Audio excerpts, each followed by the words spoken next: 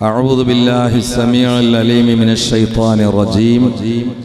بسم الله الرحمن الرحيم.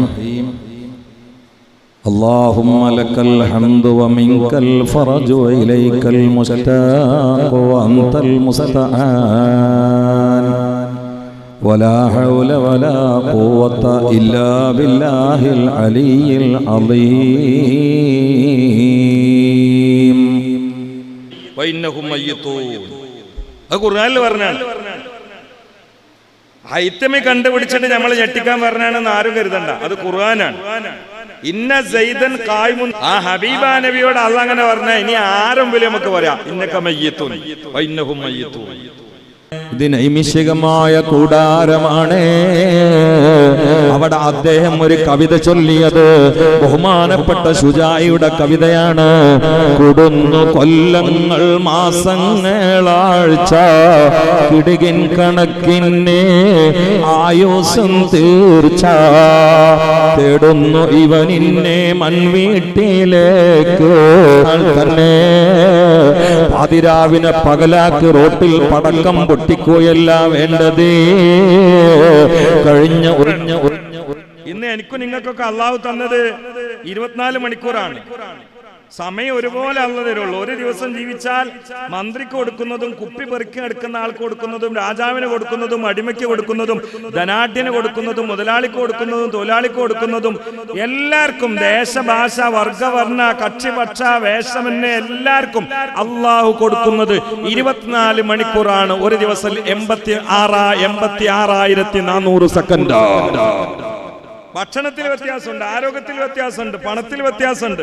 പക്ഷേ എല്ലാത്തിലും അല്ലാഹു വ്യത്യാസമായിട്ടാണ് കൊടുക്കുന്നത്. എന്നാൽ സമയമാകുന്ന സമ്പത്ത് ഒരുപോലെയാണ് കൊടുക്കുന്നത്. കാരണം ഈ ലോകത്ത് ഏറ്റവും വലിയ സമ്പത്ത് അത് സമയമാണ്. ഏറ്റവും വലിയ സമ്പത്ത് അത് സമയമാണ്.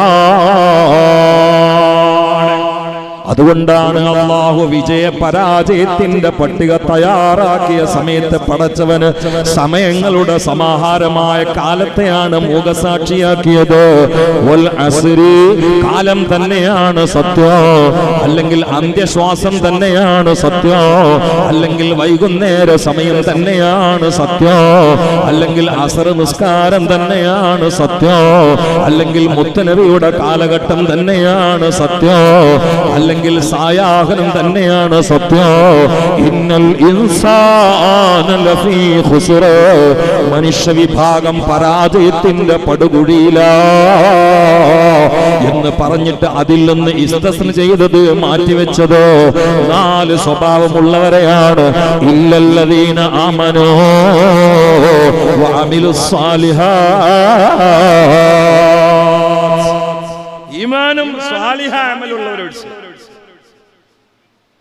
അപ്പൊ ഈമാ മാത്രമുണ്ട്, സ്വാലിഹ അമലില്ലെങ്കിലോ ഓന് ഖുസ്റിലാണ്. കാരണം ഷർത്തുകളില്ലെങ്കിൽ സംഗതി ഫഖദാവുന്നതാണ്. നഹ്വ് അങ്ങനെയാണ്. 4 കെട്ടിയിട്ടാണ് അല്ലാഹു തആല കാര്യം പറഞ്ഞത്. ഈ 4 ഒന്ന് ഒഴിഞ്ഞാൽ ഖുസ്ർ അവനെ തേടിയെത്തും. മനുഷ്യരൊക്കെ നാശത്തിലാണ്. 4 ഉത്കൃഷ്ട സ്വഭാവങ്ങൾ മേളിച്ചവരൊടിച്ച് മറ്റുള്ളവരൊക്കെ തീരാ നാട്ടത്തിലാണ്. ലഫീ ഖുസ്ർ, ലഫീൽ ഖുസ്ർ എന്നും കൂടി പറഞ്ഞില്ല. ലഫീ ഖുസ്ർ ഞങ്ങൾ നഹ്വിലെ പറയും. ഖുസ്ർ നെക്കിറയാണ്. നെക്കിറാവുമ്പോ തെല്ലത്തിന് വരും കെസ്റത്തിന്. നിങ്ങൾക്ക് മനസ്സിലാവാൻ നാനാ ഭാഗത്തു നിന്നും പരാജയം അവനെ വലയം ചെയ്യുകയാണ്. അതിന്റെ നടുക്കളത്തിലാവുള്ളത്. രക്ഷപ്പെടൂല. അള്ളാഹു കാത്തുരക്ഷിക്കട്ടെ. എന്നാൽ ഈ 86,400 സെക്കൻഡ് ഈ ഉമ്മത്തിൽ അള്ളാഹു ഏൽപ്പിച്ച കച്ചവടമുണ്ട്. യാ അയ്യുഹല്ലദീന ആമനൂ ഹൽ അദുല്ലുക്കും അലാ തിജാറത്തിൻ തുൻജീകും മിൻ അദാബിൻ അലീം. ആ കച്ചവടത്തിൽ വിഭവങ്ങൾ വിറ്റടിച്ചുകൊണ്ട് ഏറ്റവും വലിയ ധനാഢ്യരായത് ഈ ഉമ്മത്തിൽ 4 ആളുകളാണ്. ആ 4 ആളുകളിലേക്ക് സൂചനയാണ് ഇത് എന്ന് ചില സൂഫിയാക്കളുടെ ഗ്രന്ഥത്തിൽ കാണാം. ഇല്ലല്ലദീന ആമനൂ അബൂബക്കർ സിദ്ദീഖ് ഒഴിച്ച്, വഅമിലുസ് സാലിഹാത്ത് ഉമറുൽ ഫാറൂഖ് ഒഴിച്ച്, വതവാസൗ ബിൽ ഹഖ് ഉസ്മാൻ ഇബ്നു അഫ്ഫാൻ ഒഴിച്ച്, വതവാസൗ ബിസ് സബ്രി അലി ഇബ്നു അബീ ത്വാലിബ് ഒഴിച്ച്. ഈ മറ്റുള്ളവരൊക്കെ പോകേണ്ടത് ഇവരുടെ കൂടെയാണ്. ലീഡേഴ്സ് ഈ 4 ആണ്. നമ്മൾ അഡ്രസ് ചെയ്യേണ്ടത്, ഫോക്കസ് ചെയ്യേണ്ടത്, നമ്മൾ അനുധാവനം ചെയ്യേണ്ടത് ഈ 4 പേരെയാണ്. പാശ്ചാത്യന്റെ ഉച്ചിഷ്ടം പേറി അത് ഛർദിക്കാൻ പാതിരാവിനെ പകലാക്കി പാഞ്ഞു നടക്കുന്നവർ ജനുവരി ഫെബ്രുവരി ഒക്കെ വരട്ടെ, നമുക്കത് എണ്ണാം. നമ്മൾ ആ കാലത്ത്, കാരണം കാലൊക്കെ അള്ളാന്റെതാണ്, ആരും അല്ല അള്ളാന്റെതാണ്. ജനുവരി എന്ന് പറഞ്ഞാൽ തന്നെ റോമക്കാരുടെ പഴയകാല ദേവതയുടെ പേരാണെന്ന് വരെ ചില ആളുകൾക്ക് അഭിപ്രായമുണ്ട്. പഴയകാല റോമക്കാരുടെ ദേവതയുടെ പേരാണെന്ന് വരെ അഭിപ്രായമുണ്ട്. എന്താ സൺഡേ? ഞായറാഴ്ചയാണ് സൂര്യദേവൻ ഉണ്ടാതി എന്നാണ് വിശ്വസിച്ചത്. അതുകൊണ്ട് സൺഡേ എന്ന് പറയാൻ കാരണം നമുക്കതല്ല അറിയുള്ളൂ. യോമുൽ അഹദ് ഇസ്നീനൊക്കെ പോയില്ലേ, നമുക്ക് മുഹറം പോയില്ലേ. മുഹറം വന്നു പോകുന്ന ആരും അറിയില്ല, പെരുന്നാൾ വന്നു പോകുന്ന ആരും അറിയില്ല. ക്രിസ്മസിന് പാതിരാവിൽ ഉറക്കൊഴിച്ചിട്ട് ബാൻഡ് പൊട്ടിയത് ഓരോ ജില്ലകളും പരിശോധിച്ചാൽ കൂടുതൽ മുസ്ലിം ചെറുപ്പക്കാരാ. നമ്മൾ ക്രിസ്മസിനെ പരിഹസിക്കാൻ പാടില്ല, ഹറാമാണ്. ഒന്നിനും പരിഹസിക്കാൻ പാടില്ല, ഹറാമാണ്. പക്ഷേ നമ്മളത് പുൽക്കാൻ പാടില്ലല്ലോ, നമ്മൾ അതിന്റെ ആളുകളല്ലല്ലോ. എന്റെ പ്രിയപ്പെട്ട അയ്യപ്പ ഭക്തന്മാർ, ഹൈന്ദവ സഹോദരന്മാർ, പെരുന്നാളിന് നമ്മളെ പള്ളിയിൽ വന്നിട്ട് തക്ബീർ എല്ലാവരുണ്ടോ? പെരുന്നാൾ നിസ്കാരത്തിൽ പങ്കെടുക്കാറുണ്ടോ? കാരണം അവർക്ക് ആ ബോധമുണ്ട്, സ്വത്വബോധം അവർക്കുണ്ട്, നമുക്കില്ല. നമുക്ക് തുള്ളിയാ മതി.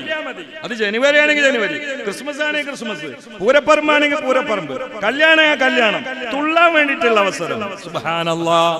അവരോടാണ് ഹൈതമിയുടെ വാക്ക്. നമ്മൾ മയ്യിത്തുകളാണ്, ഇന്ന് ചലിക്കുന്ന മയ്യിത്തുകളാ, നാളെ ചലിക്കാത്ത മയ്യിത്താണ്.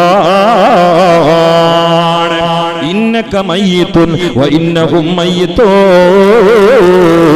നീയും മയ്യിത്താണ്, അവരും മയ്യിത്താണ്. അതുകൊണ്ടാണ് മഹാനായ അലി ഇബ്നു അബീ ത്വാലിബ് റളിയല്ലാഹു തആല അൻഹുവിന്റെ അരികിൽ ഒരു ധനാഢ്യന് വലിയ വീട് വാങ്ങി, കൊട്ടാര സദൃശമായ വീട് വാങ്ങിയിട്ട് അലിയാരോട് പറഞ്ഞു, അലിയേ, വീട്ടിൽ എഴുതി വെക്കാൻ വല്ലതും തരുമോ? പെട്ടെന്ന് നിർത്തുട്ടാ, ഞാൻ ഇരിക്കാത്ത തന്നെ സമയം സുദീർഘമാണ്ടെന്ന് കരുതിയിട്ടാണ്. ഇരുന്നാൽ ഞാൻ അറിയാതെ അങ്ങനെയാണ് പോകും. പെട്ടെന്ന് നിർത്തും. നിങ്ങൾക്ക് ലേറ്റായോ? സമയം ലേറ്റായോ? ഇപ്പോഴത്തന്നെ നിർത്തണോ? ഞാൻ ഇനിതാ അങ്ങോട്ട് പറഞ്ഞിട്ട് വളരെ പെട്ടെന്ന് ഉസ്താദ്മാര് തങ്ങന്മാരൊക്കെ ഇവിടെ ദ്വാർക്കും. ഇന്നത്തെ രാത്രി പല സ്ഥലത്തും ആർഭാടവും ചീറ്റലും പൊട്ടലും രമിക്കലും രസിക്കലും തുള്ളലും ആഭാസവും ആക്രാന്തവും ഒക്കെ ആയിട്ട് ഓടുമ്പോ നമുക്ക് സലാത്ത് അല്ലിട്ട് ഒരു അൽഹംദുലില്ലാ, അള്ളാഹു കബൂലാക്കി തരട്ടെ, അള്ളാഹു കബൂലാക്കി തരട്ടെ. മദീന എല്ലാരും ഒന്ന് മനസ്സിൽ കാണിയ പച്ചക്കുബ്ബ, ആ വിരിയുന്ന കൊടകൾക്കിടയിലൂടെ, ചവിട്ടിയാൽ ചൂടറിയാത്ത മാർബിളിലൂടെ, അസ്സലാത്തു വസ്സലാമു അലൈക യാ സയ്യിദനാ യാ റസൂലല്ലാഹ്, സ്വലവാതി അലാ നബി വസലാമി وهو خير السلام عليك الله الله الله الله الله الله الله الله. സ്വലാത്ത് ഇങ്ങനെ മനസ്സിൽ മദീന കരുതിയിട്ട് ചൊല്ലിയാലേ കൽബുക്ക് ഒരു തരിപ്പ് ഇങ്ങനെ കയറാണ്ട്, ഒരു തരിപ്പും കൂടെ ഒരു തണുപ്പും. ഇതിനാണ് അള്ളാഹു കൽബ് വെച്ചത്. കാല് എന്ന് നടക്കാനാണ്, കൽബ് എന്നെന്തിനാണ്? മുഹമ്മദ് മുസ്തഫാനെ പിടിക്കാനാണ്, അള്ളാഹിനെ റസൂലിനെ വെക്കാനാണ് കൽബ്. യുക്തിവാദികളുടെ കൽബല്ല. യുക്തിവാദികളുടെ കൽബ് 1902 വില്ലൻ ഐൻതോമൻ കണ്ടുപിടിച്ച ഒരു കൽബുണ്ട്. അവിടെയാണ് ECG റോൾ ഉള്ളത്. അത് മനുഷ്യനെ മനസ്സിലാക്കുന്ന കൽബല്ല.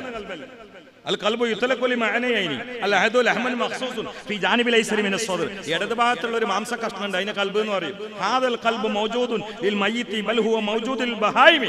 അത് മൃഗങ്ങൾ കൊണ്ട് ശവത്തിനുണ്ട്. മനുഷ്യനെ മനസ്സിലാക്കുന്ന കൽബ് അതൊന്നുമല്ല. അവിടെ യുക്തിവാദിക്കറിയില്ല. അതുകൊണ്ടാണ് കൽബുകൊണ്ട് ചിന്തിക്കാൻ വരുമ്പോഴേക്കും ഇവർ പിടക്കുകയാണ്. അവർക്ക് സംഗതി മനസ്സിലായിട്ടില്ല.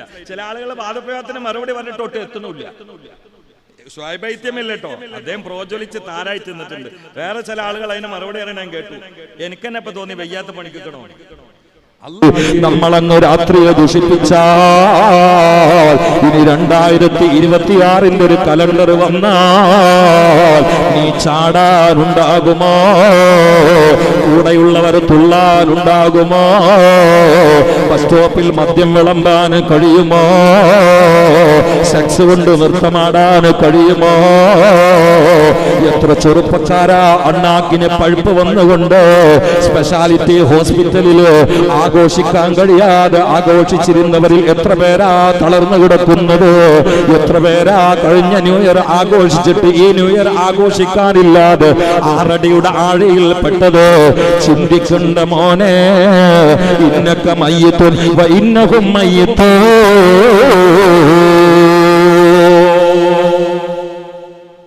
മയ്യിത്താണെന്ന് ബോധം വന്നാ പിന്നെ എല്ലാത്തിനും ഒരു പരിധി വെക്കും. എല്ലാത്തിനും പരിധി വെക്കും.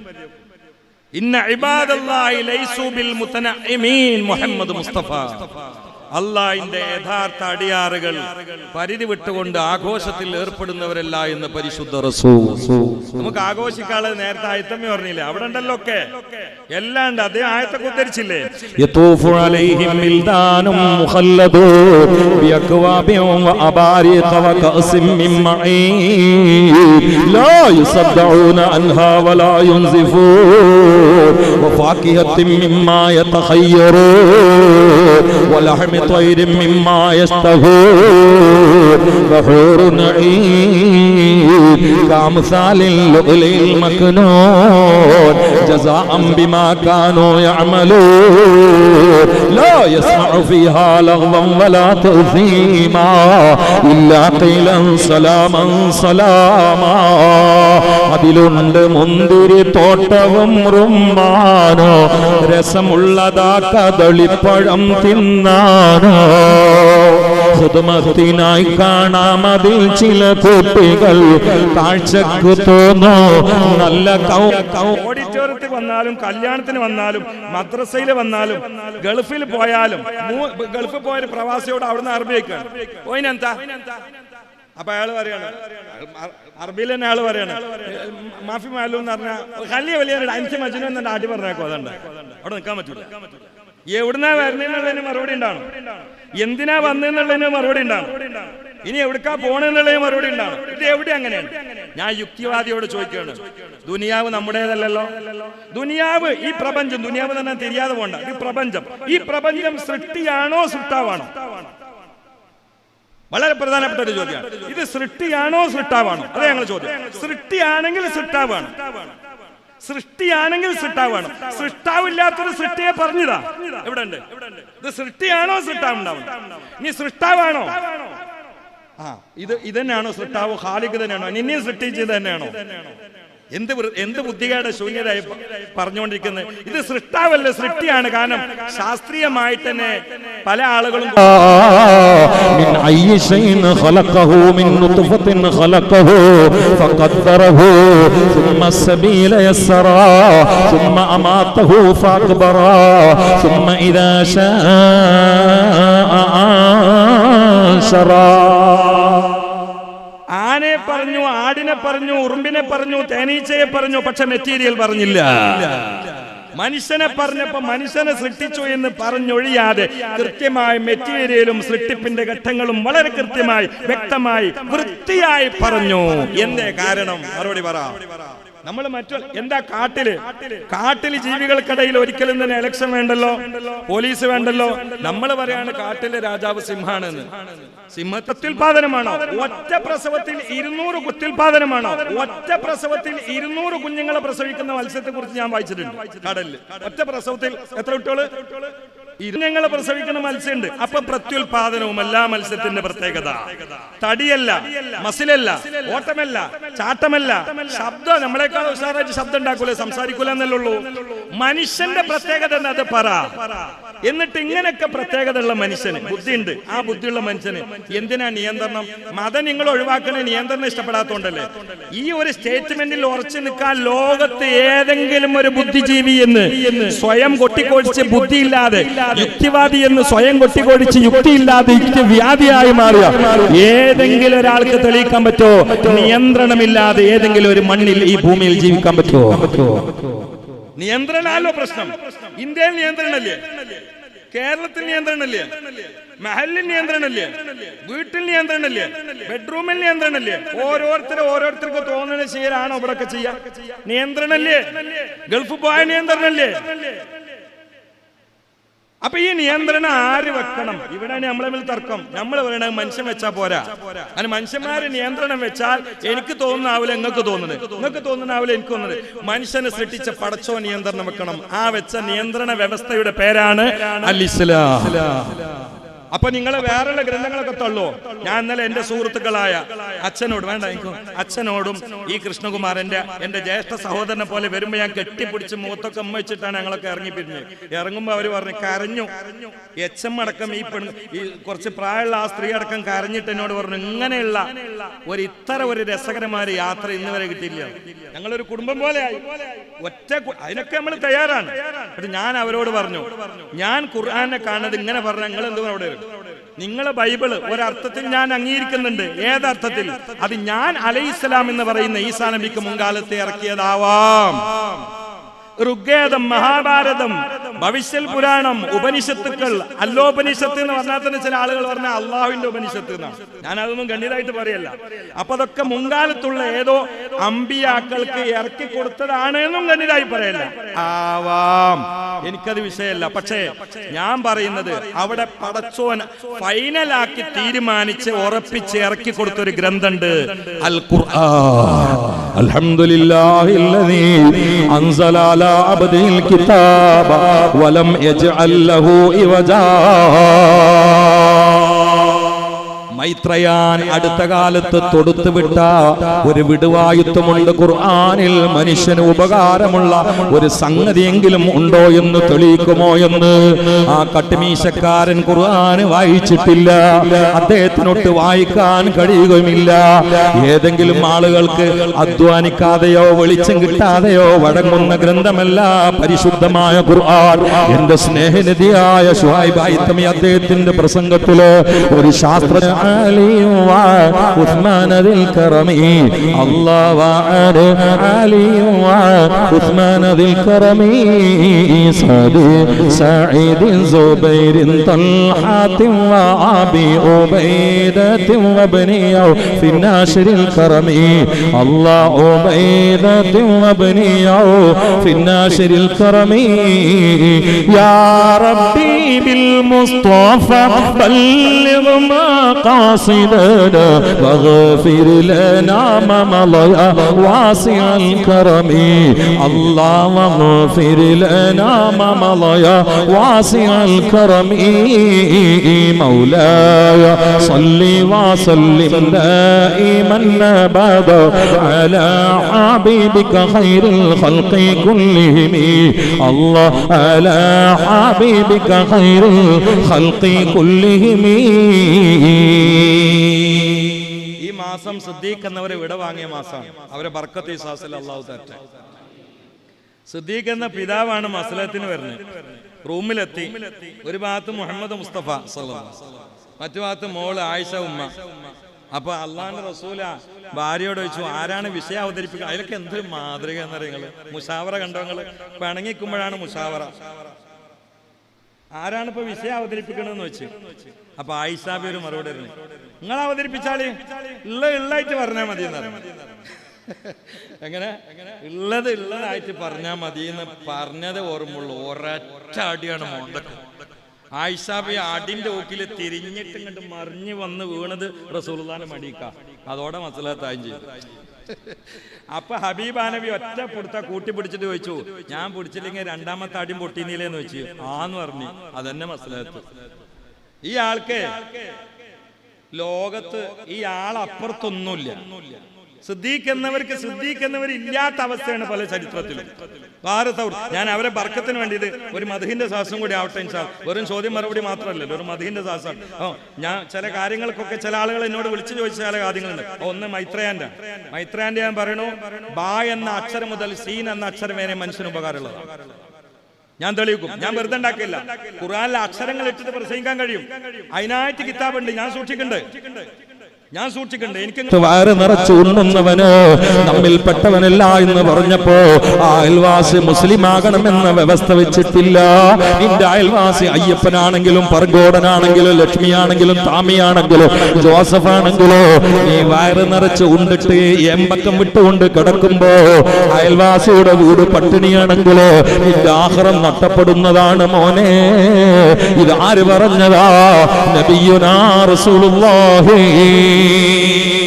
പിന്നെ ഒരു വല്ലാത്ത വിളിയാണ്, യാ അയ്യുഹന്നാസു ഇന്നാ ഖലഖനാകും മിൻ ദക്കരിൻ വ ഉൻസാ വജഅൽനാകും ശുഉബൻ വഖബായില ലിതഅറഫൂ ഇന്ന അക്രമകും ഇൻദല്ലാഹി അത്ഖാകും.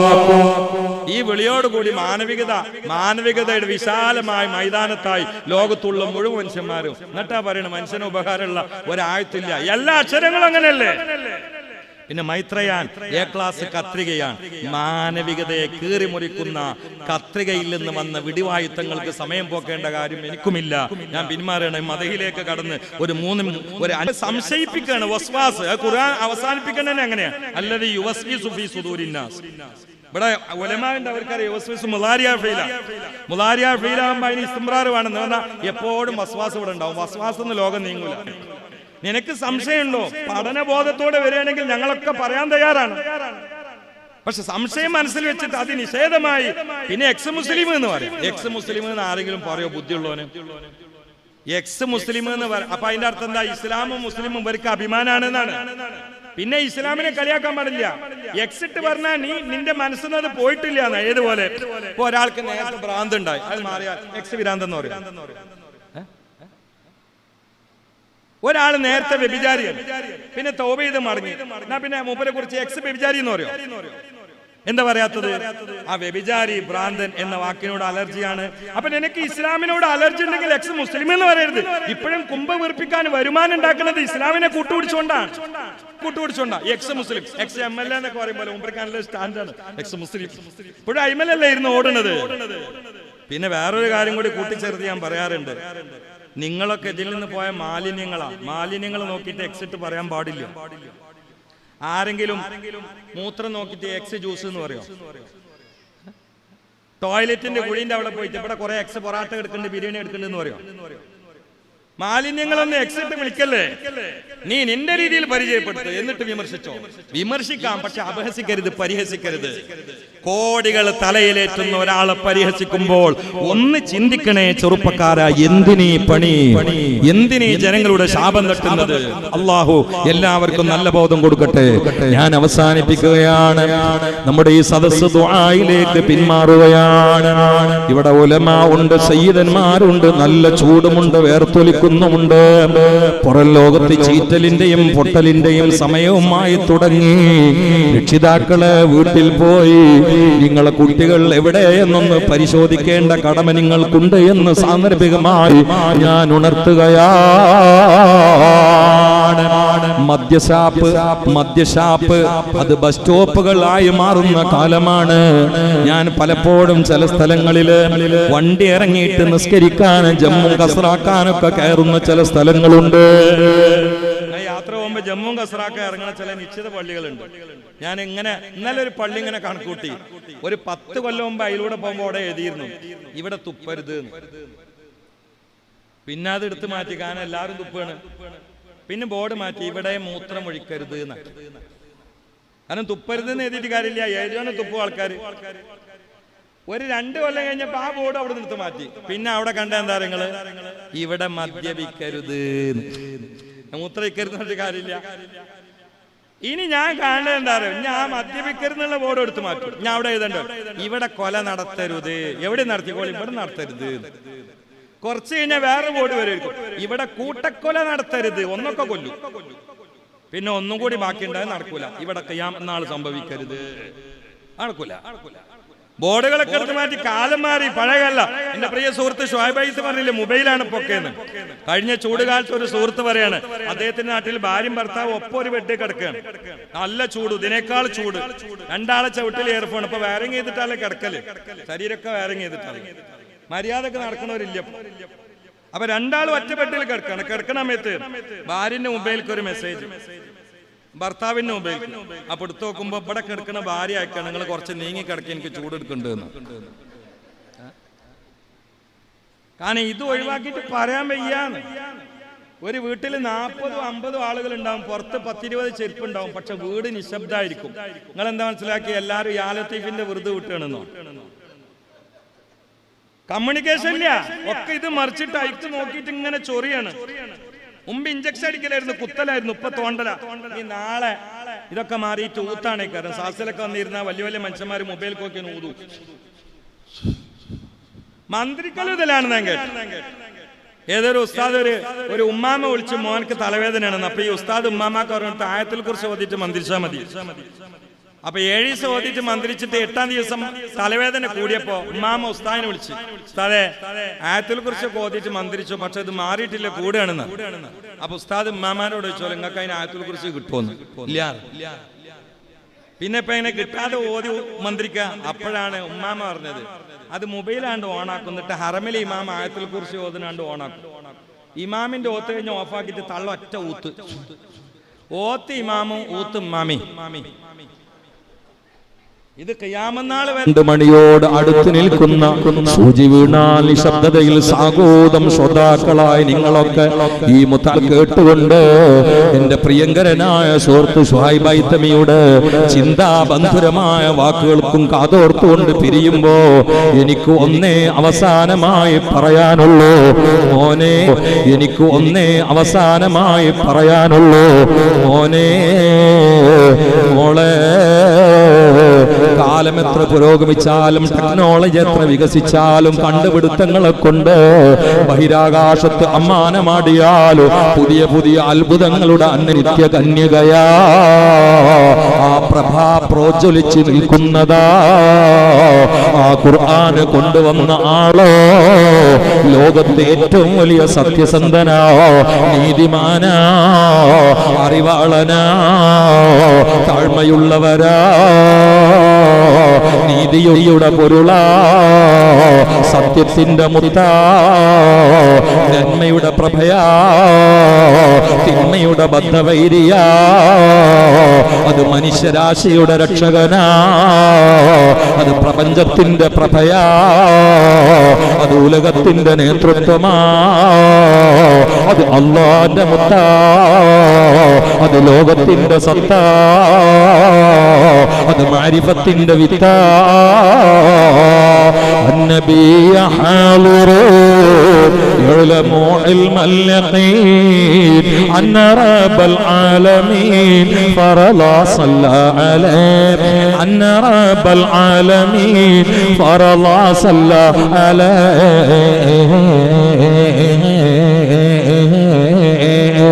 الله الله الله الله ഞാൻ എന്റെ പ്രസംഗത്തോട് വിട പറയുന്ന സമയത്ത് ഈ മാസത്തിൽ സംഭവിച്ച ഭൂമി മൊത്തം കരയുന്ന ശോകമുഖമായ അന്തരീക്ഷത്തിൽ ഈ മാസം സാക്ഷിയായ ഒരു സംഭവം പറഞ്ഞുകൊണ്ട് അവസാനിപ്പിക്കുകയാണ്. അത് മഹാനരായ സയ്യിദുൽ ഔലിയാ അഫ്ളലുൽ ബശരി ബഅദൽ അംബിയാ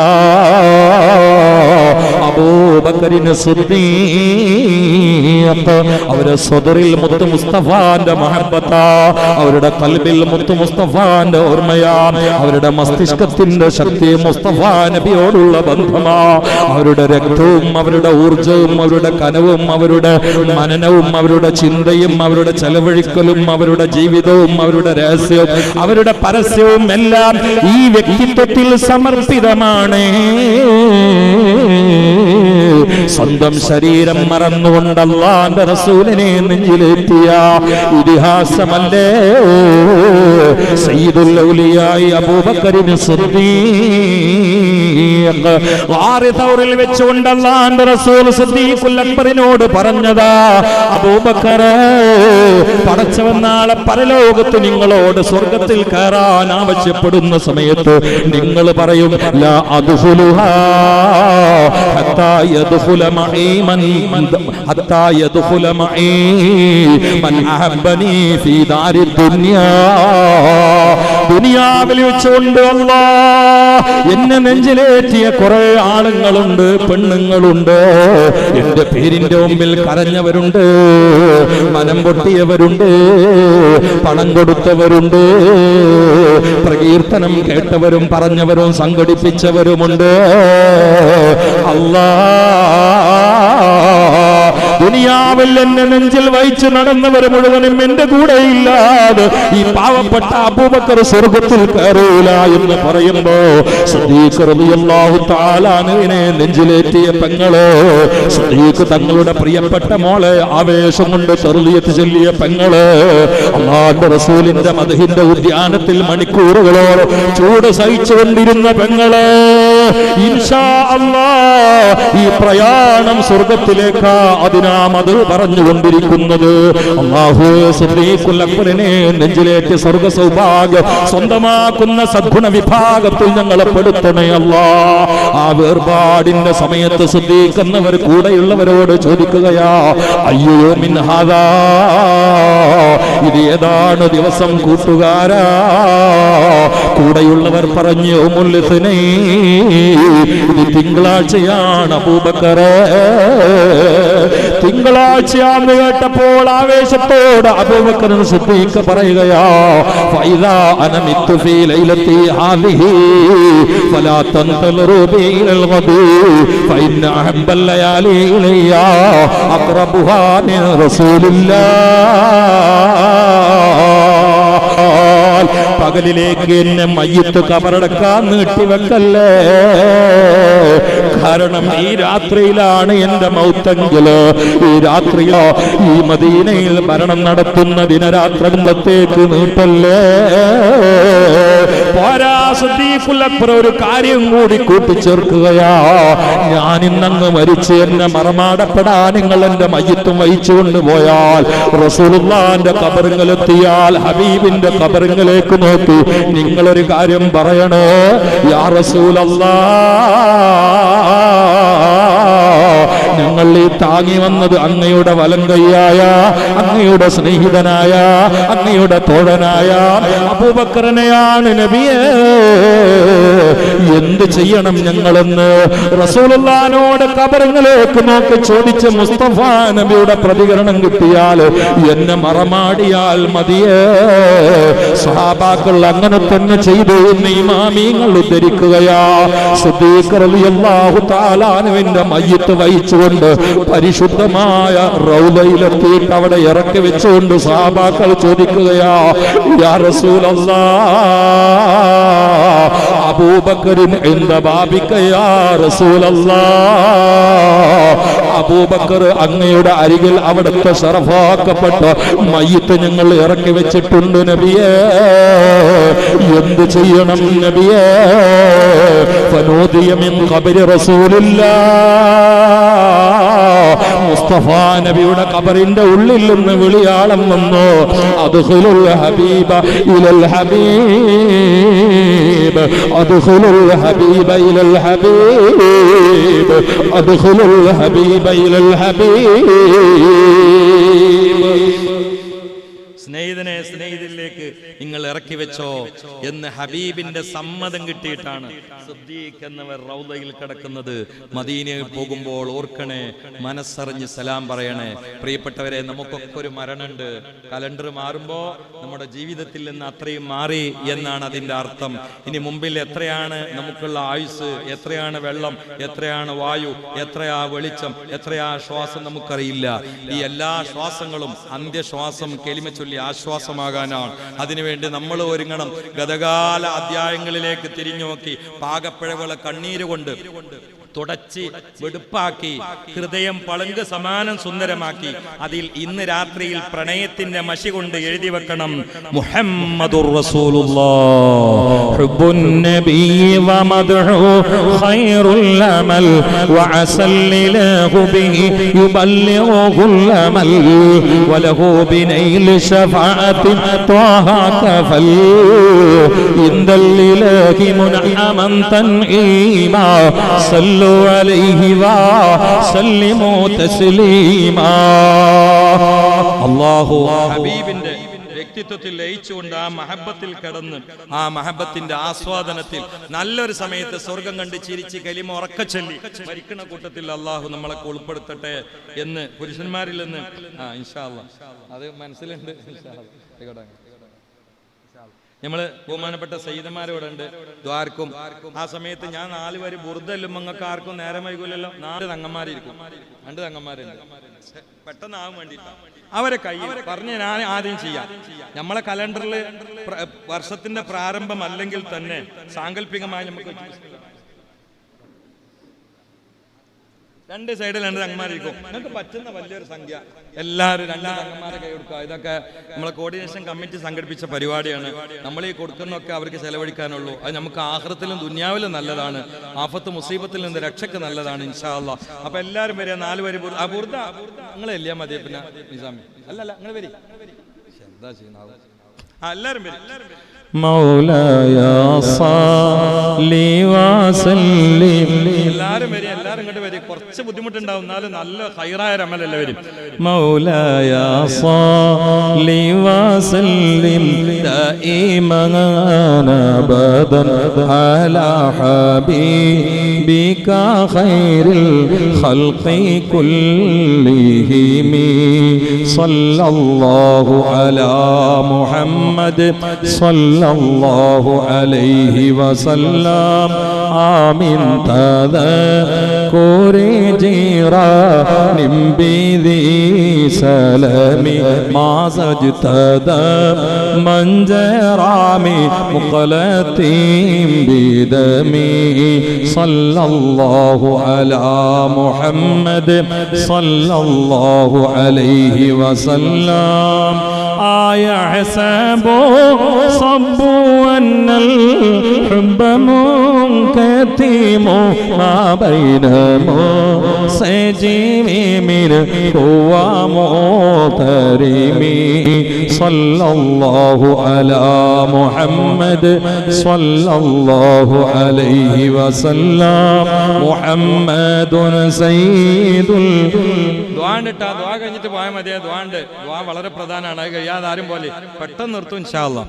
മുഹമ്മദുൻ സയ്യിദുൽ കൗനൈനി വതഖലൈനി വൽ ഫാരിഖൈനി മിൻ ഉർബി വമിൻ ആജമി മൗലായ സല്ലി വസല്ലിം ദായിമൻ അബദാ അലാ ഹബീബിക ഖൈറിൽ ഖൽഖി കുല്ലിഹിം فإنه شمس فاضل هم كواكبها يظهرن أنوارها للناس في الظلم. مولاي صل وسلم دائما أبدا على حبيبك خير الخلق كلهم